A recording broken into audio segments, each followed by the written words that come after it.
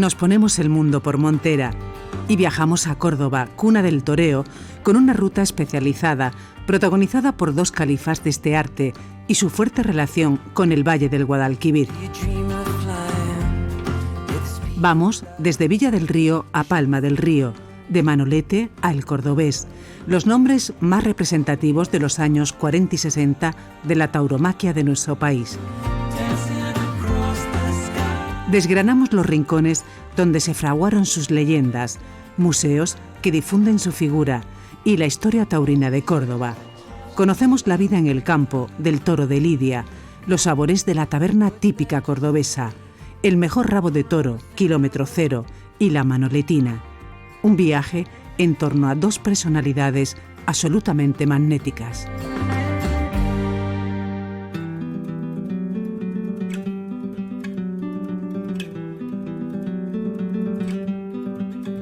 Nuestra ruta taurina empieza tras la estela de Manolete, en Villa del Río, comarca del Alto Guadalquivir. En la Plaza de la Constitución perduran restos del castillo musulmán, hoy muy transformado y sede del ayuntamiento. Tuvo la misión de controlar el curso fluvial y el camino que unía Córdoba y Jaén.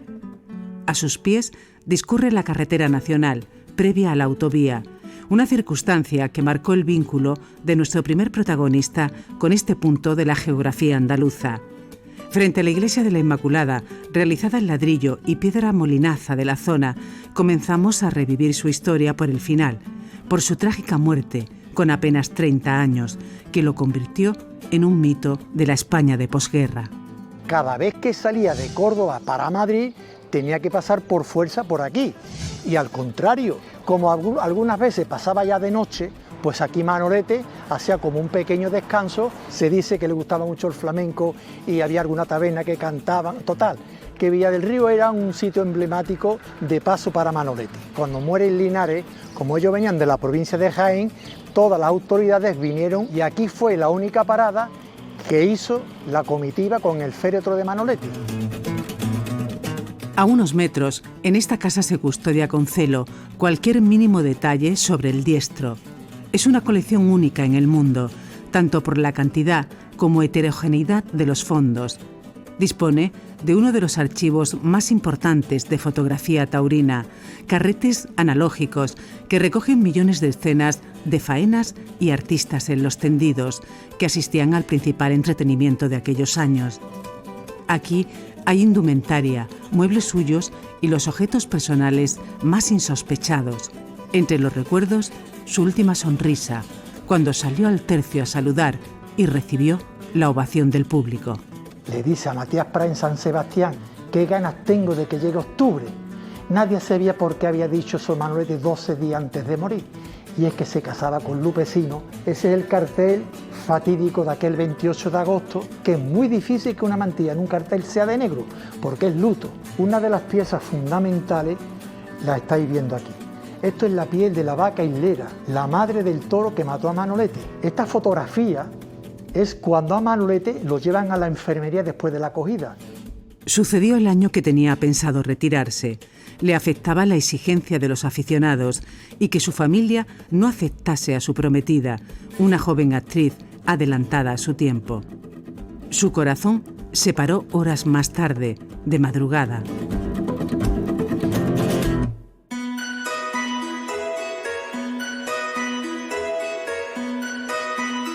Siguiendo las huellas de Manolete, nos marchamos 50 kilómetros río abajo, hasta el centro de la capital cordobesa. En la calle Conde de Torres Cabrera, una placa recuerda dónde nació Manuel Laureano, en julio de 1917, hijo de un torero con el mismo apodo. La visita temática nos conduce hasta la cercana iglesia de San Miguel, donde fue bautizado. Es una de las llamadas iglesias fernandinas de Córdoba, una construcción gótica medieval a la que efectuaron transformaciones y añadidos posteriores. Resalta el espléndido rosetón de su portada. En este enclave, el espíritu de Manolete sigue muy presente en las tabernas cordobesas. Desde que surgieron estos establecimientos, no solo han servido para degustar los vinos y especialidades típicas, como salmorejo, pisto o flamenquín. También han sido lugar de reunión y cobijo de tertulias taurinas.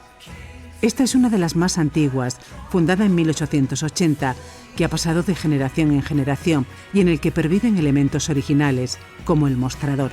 Se han ido haciendo mejoras, pero siempre intentando no perder el sello de lo que es la taberna cordobesa. La verdad que antiguamente aquí se juntaba mucha gente del toro, se juntaban corredores de ganado, se juntaba banderilleros, había de todo.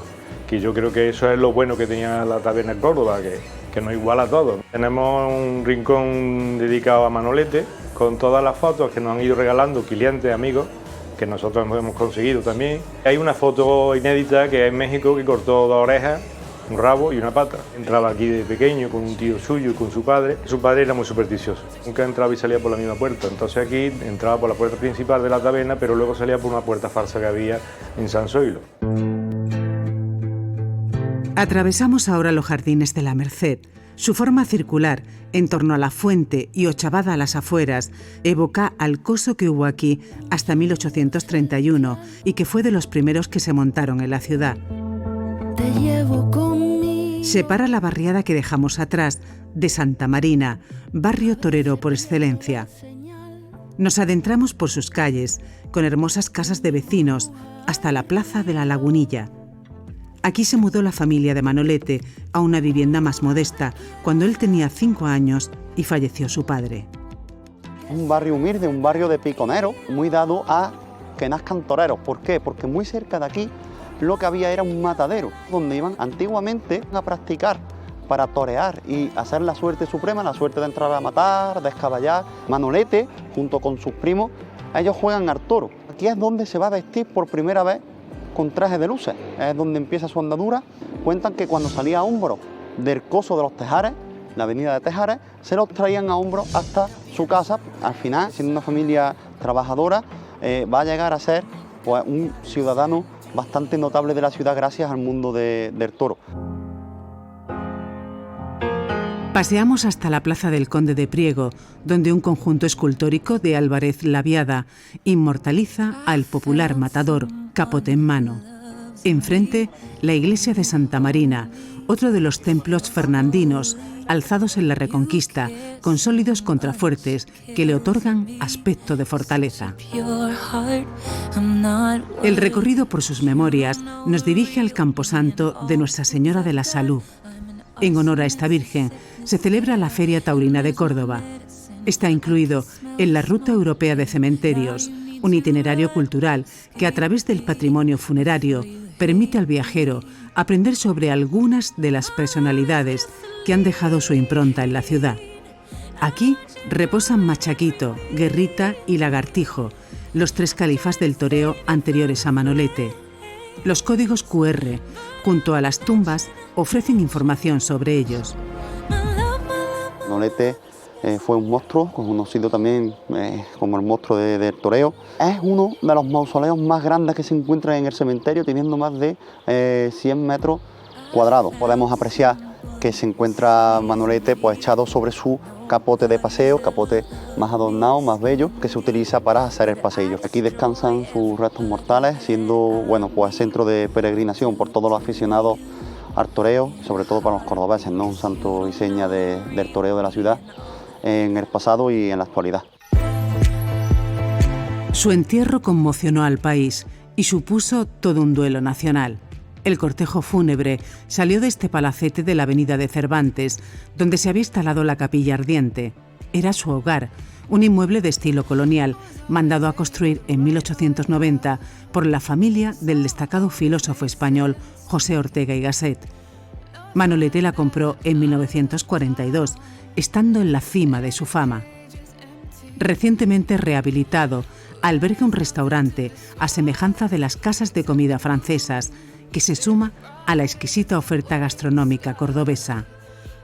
A partir de fotografías existentes, han recuperado fielmente la esencia de cuando el edificio perteneció al diestro. Este era el despacho de Manolete. Se ve ahí en la fotografía, la chimenea sigue intacta e incluso los ladrillos de dentro se conservan perfectamente. Hemos replicado este mismo modelo de puerta blanca de palillería. Incluso las molduras de las paredes también son una réplica a la que ellos tenían. El siguiente salón era su dormitorio. Es curioso que hayan pasado tantos años, los sitios estén exactamente igual que cuando él posaba en ellos. Por ejemplo, esta fotografía con esta veranda y esa puerta con todas las M de Manolete, que también son las originales. Esta casa, él insistió muchísimo en comprarla porque su madre nunca quería ir a verlo torear. Sin embargo, él sabía que desde aquí, al menos, lo iba a escuchar, y construye este edificio para dar cabida al resto de su familia. En la fuente con el azulejo de San Rafael se hizo uno de sus retratos más divulgados, donde se aprecia su imitado estilo de vestir. Nos sentamos a la mesa en el salón que homenajea a los dos ilustres propietarios, con cuadros colosales del cordobés Fernando García Herrera, pintados con la técnica del óleo y bolígrafo sobre lienzo. Vamos a probar su cocina de producto, premiada por el rabo de toro, una de las recetas claves de la gastronomía taurina y que antaño era una manera de aprovechar las sobras de las reses. Antiguamente había unas mujeres que se llamaban las chindas, trabajaban en el matadero de Córdoba y como complemento salarial se les daba aquellos despojos, aquellas partes menos nobles, como puede ser el rabo de toro, bien, del despiece de los distintos animales. Esta receta de rabo de toro es muy especial, es una receta que hemos rescatado de 1890. El rabo de toro estofado viene a hacerlo a la estufa, al calor de la lumbre. Lleva mucho oloroso, mucho amontillado y se desprende con mucha facilidad del hueso, que le va a aportar muchísima gelatina. Todo ese colágeno se va a desnaturalizar y va a ir ligando la salsa, que además de darle brillo, le va a dar una cierta untuosidad a la elaboración y a la hora de comerlo pues va a ser mucho más gustativo. De postre, una versión del pastel cordobés, hojaldre relleno de cabello de ángel y crema pastelera. Fue el torero quien promovió porciones individuales porque necesitaba un formato reducido para regalarlo a sus amigos mexicanos. Se acaba dorando el merengue con el soplete. Aquí lo llaman manoletina, como el pase que inventó, y se define por su sutileza. Nos sumergimos en plena judería, declarada Patrimonio de la Humanidad, para entrar en el Museo Taurino. Se sitúa en una antigua mansión señorial del siglo XVI y arquitectura mudéjar, que fue en el pasado la Casa de las Bulas. Desde el comienzo del nacimiento de la raza del toro de Lidia, el antiguo Uro, vamos a ir viendo su evolución, los diferentes encastes, toros célebres. Uno de ellos es el toro ratón, al que Manolete le cortó las dos orejas en Madrid.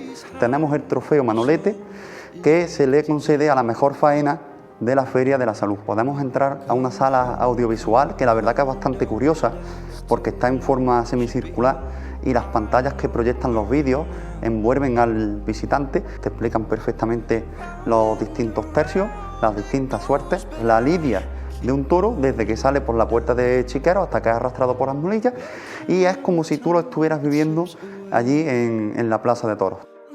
Una de las salas primordiales es la centrada en los 5 califas cordobeses del toreo y Antonio Cañero, que introdujo el traje corto o campero para los rejoneadores españoles. Manolete es el cuarto. Su estilo sobrio y elegante evolucionó el arte de la muleta, impuso el toreo de perfil, casi al hilo del pitón, y fue un sublime estoqueador, motor de la tauromaquia contemporánea. El quinto y último en ser proclamado fue Manuel Benítez el Cordobés, una leyenda viva, de fuerte personalidad, otro de los representantes internacionales más afamados.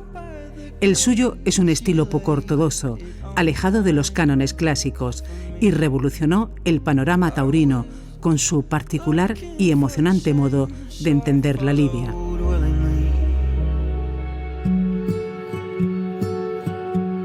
Tras los pasos de nuestro segundo protagonista, nos vamos del núcleo urbano hacia un entorno de naturaleza.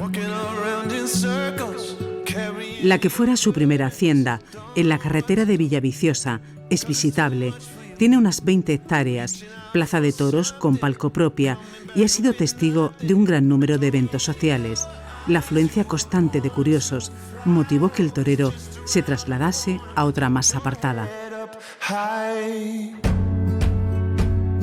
A unos 30 kilómetros, en el término municipal de Almodóvar del Río, el cordobés encontró refugio en esta finca enclavada en las formidables dehesas de Sierra Morena. Con el tiempo se dividieron los terrenos.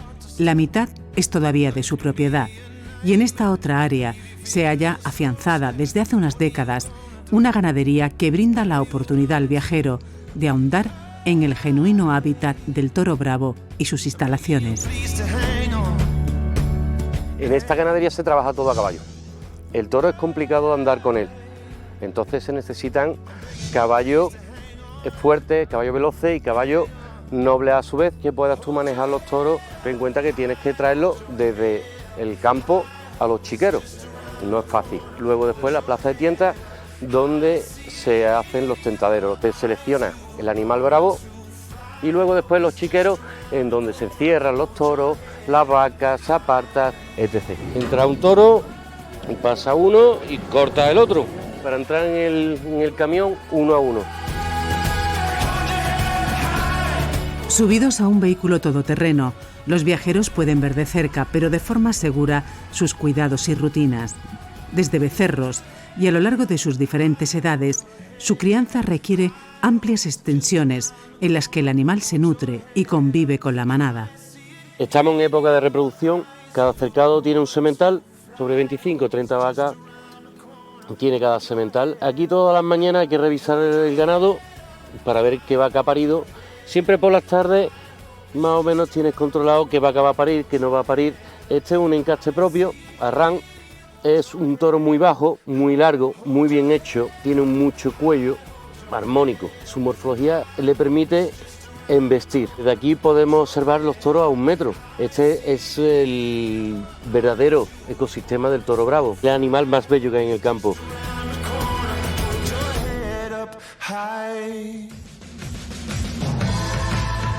Seguimos nuestro viaje por el valle medio del Guadalquivir. Entre sus aguas y las del Genil se asienta Palma del Río.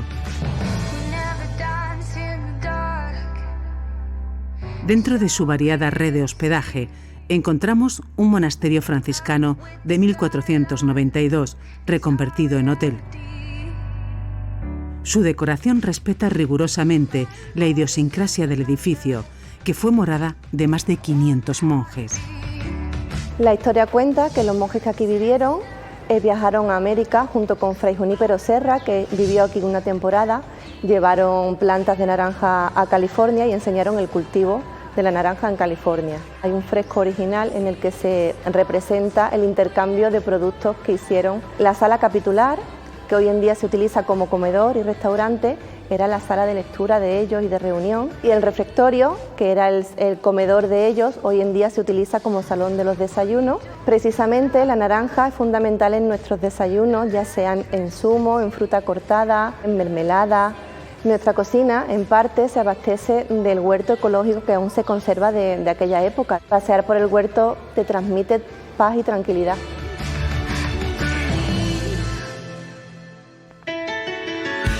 El cordobés nació a 500 metros de aquí, en la calle Ancha, donde está su casa museo, un espacio innovador que, inspirado en el célebre palmeño, rompe los moldes de un centro de visitantes al uso.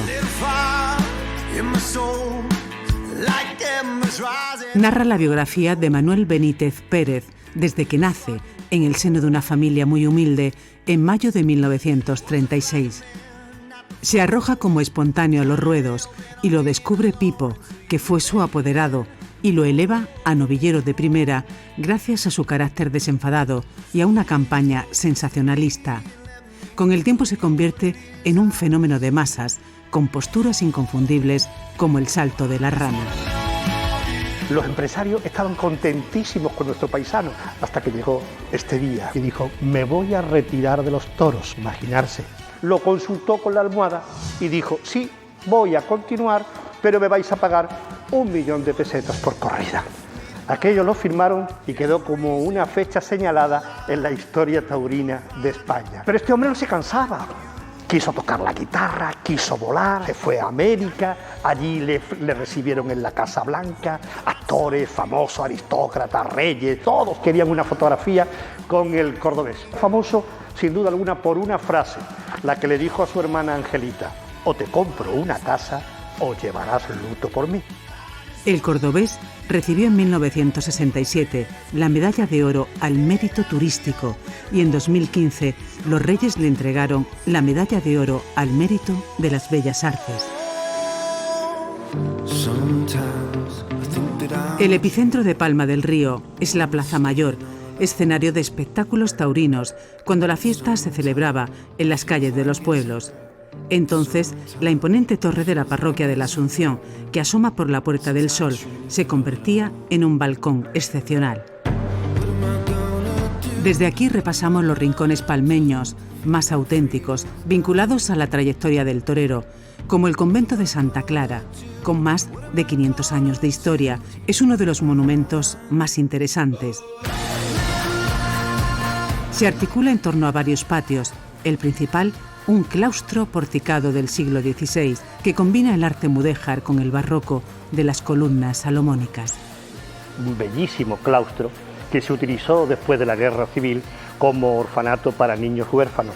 Era como estaba el claustro en los años 39, 40 y la cantidad de niños con los baberos estaban todos rapados para no transmitirse piojos ni enfermedades.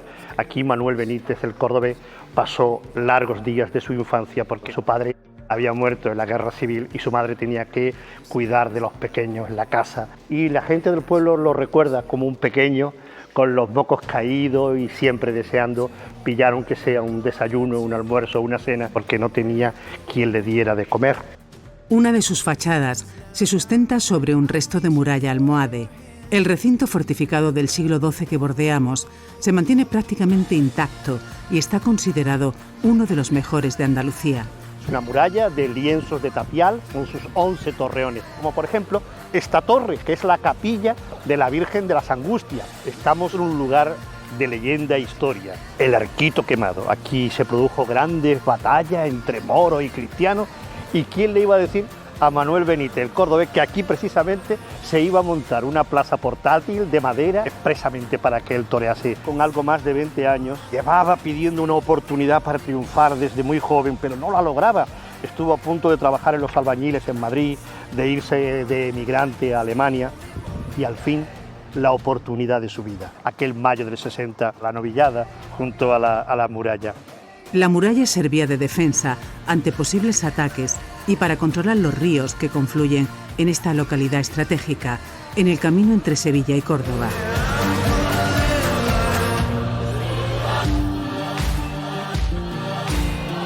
Más allá del Genil, se emplaza este centro hípico, donde algunos de estos caballos han crecido en ganaderías de renombre y han sido una pieza fundamental en el manejo del toro bravo.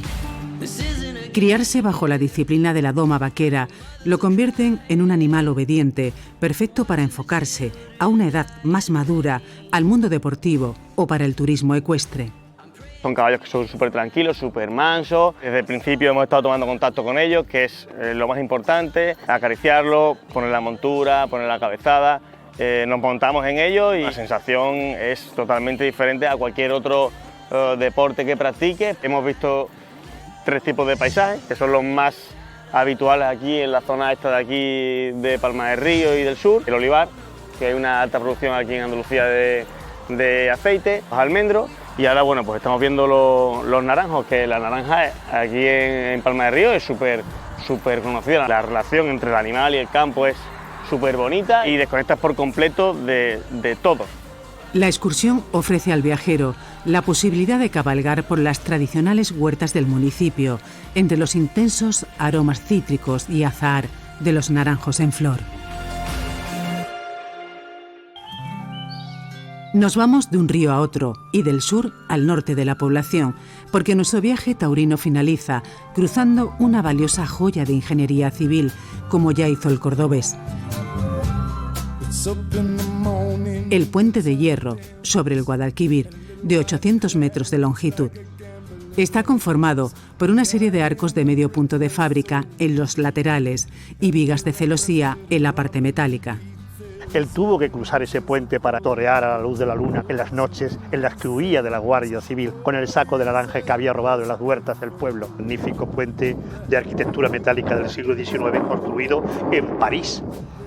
por uno de los arquitectos que participó en la construcción de la Torre Eiffel. Desde 1885 comunica el santuario con el pueblo. Una ermita blanca de características barrocas, nave única, con camarín central de la patrona, que se encuentra aquí desde el siglo XV. Aquel novillero que iba pidiendo una oportunidad cruzó un día para decirle: Virgencita, ayúdame a ser torero, y lo consiguió. Y por eso el día que decidió casarse, se casó en este santuario. Iba a ser una boda en secreto, y se enteró toda Palma del Río. Fue una boda memorable. La ermita de Nuestra Señora de Belén es un sitio de culto y recogimiento muy querido en la comarca. Está en un paraje con vistas espectaculares al fértil valle.